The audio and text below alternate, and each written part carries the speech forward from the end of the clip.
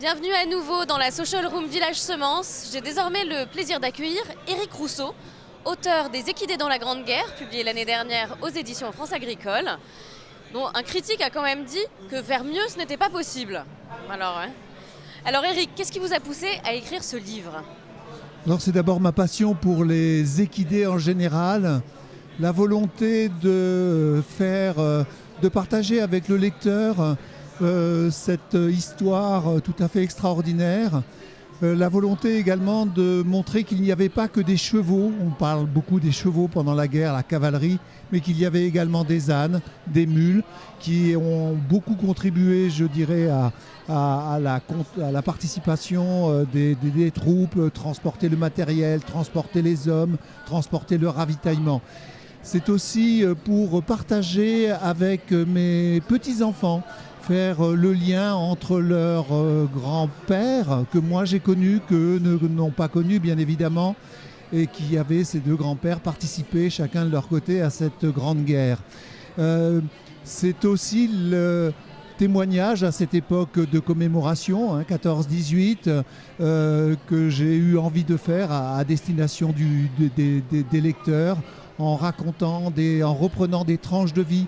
J'ai pris comme ça beaucoup d'anecdotes d'auteurs parfois célèbres, d'autres un peu moins. Louis-Ferdinand Céline, à une époque où il n'était pas contesté par des écrits qui viendront ultérieurement, mais qui racontent formidablement bien ce qu'il vit quand il est cavalier pendant cette grande guerre, par exemple, mais tout plein d'autres, Maurice Genevoix et bien d'autres encore. Alors c'est vrai que on a perdu l'habitude avec l'arrivée des voitures, des chevaux partout. On oublie qu'avant Paris était rempli de chevaux. Mais aujourd'hui, quel est l'intérêt de préserver ces équidés de travail ? Alors nos équidés de travail, effectivement je suis aussi, en dehors du fait d'être auteur, président de la Société française des équidés de travail qui regroupe 25 races françaises d'équidés attachés à des territoires, le breton, le trépoitvin, le percheron, le bourbonnais pour l'âne, et ainsi de suite. Si vous voulez, donc des animaux qui ont largement participé à la vie agricole, au développement des régions dans lesquelles ils étaient implantés et qui ont été façonnés pour répondre justement à une demande, à un besoin humain.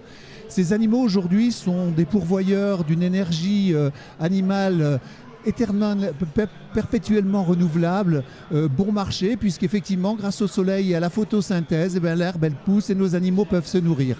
Alors, on ne va pas les remettre partout, on ne va pas les mettre dans les plaines de la Beauce, sans doute, mais on peut les remettre dans la cité pour collecter les déchets, on peut les mettre dans les vignes, la demande est de plus en plus importante, on peut les mettre également pour travailler chez les maraîchers, donc de jeunes couples qui s'installent, 2-3 hectares, on fait vivre une famille en maraîchage avec une superficie comme ça, et le fait de pouvoir accéder avec un âne à un outil de travail performant permet d'aller dans les serres, travailler sans s'empoisonner, et puis de recourir à ce type de matériel sans dépenser des fortunes.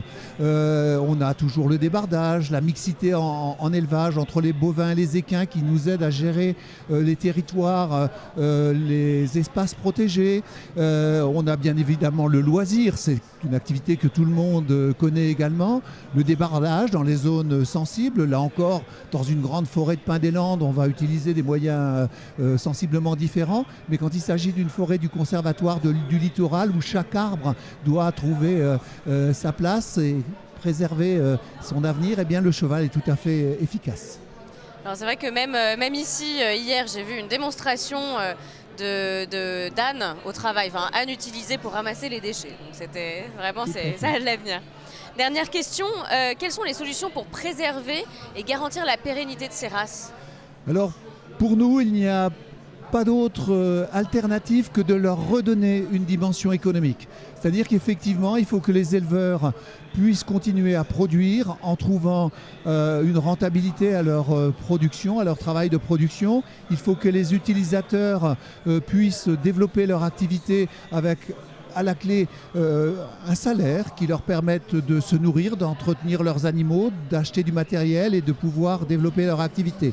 Donc pour nous, c'est effectivement retrouver une dimension économique à ces équidés et on a de toute façon plein d'opportunités à saisir dans une manifestation sportive ou les vieilles charrues par exemple en Bretagne quand on fait de la musique. À un moment ou à un autre, il y a des corbeilles à ramasser, des poubelles à collecter, voilà. Et bien les chevaux, ils peuvent très bien faire ce travail avec un prix tout à fait compétitif par rapport au travail motorisé. Donc leur retrouver une vraie place dans des activités économiques pour lesquelles ils ont effectivement une vraie rentabilité. Je vous remercie Eric. Je vous en prie.